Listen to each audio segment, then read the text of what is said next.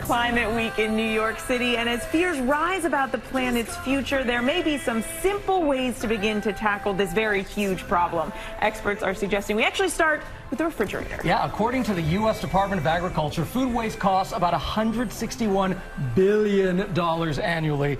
That's about $370 per person, meaning a family of four could save roughly $1,500 a year just by limiting food waste. So joining us now is environmental expert and author of One Green Thing, Heather White. Thank you so much for being here. Oh, it's a pleasure. Thank you so much for being here. Great to see you. I love how you talk about, it's not just the climate crisis, but you're talking about this daily practice of sustainability. So tell us, why is this reducing food waste so important, and how does that actually affect climate change? Such a great question, Gio. And food waste contributes 8% of total carbon global emissions. That much? 8%, which is pretty significant. And a lot of us, we think when we put our food in the trash can, it decomposes and it's no big deal. Well, actually, it ends up in a landfill. And when it's in a landfill, it releases methane, which is another greenhouse gas that's 87 times more potent than carbon dioxide.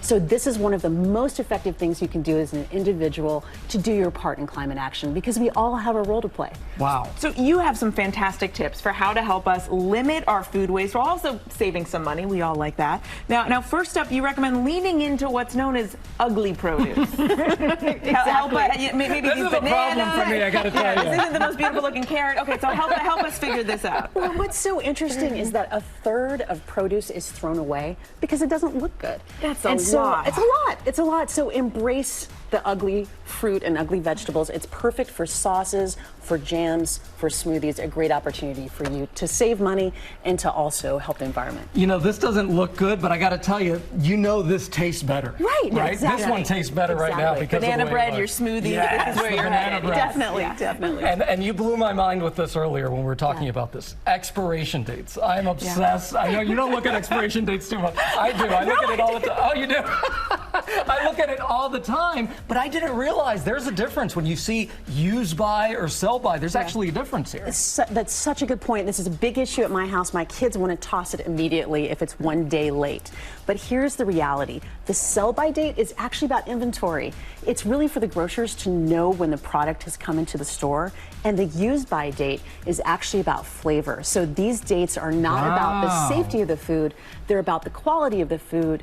Except for baby formula, you need to be really careful with those dates. But otherwise, taste it. And if it's okay, continue to eat it. You don't have to throw it out immediately. Yeah, see, so I've been throwing out a lot of food that I probably shouldn't have been. Guilty as charged. That's terrible. Now, you also suggest something which I know I should be a lot better about, and that is meal prepping. Yes. What kind of impact can that have? So meal prepping is the least sexy climate solution that we have. But if you just take 45 minutes on a Saturday or Sunday and plan your grocery list and think about adding more plants, a plant-based option, being thoughtful about how you're going to use your leftovers. Extra veggies can go into a frittata. Some of your extra fruit can go into a jam or something like that. If you plan for it, you can actually stick to your budget and also reduce waste. And one of the fun things we do at our house is called Fend Night.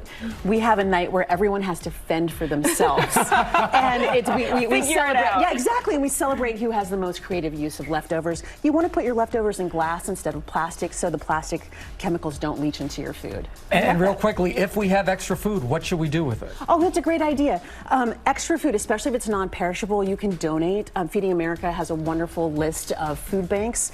And what you can do is also freeze and plan for it later.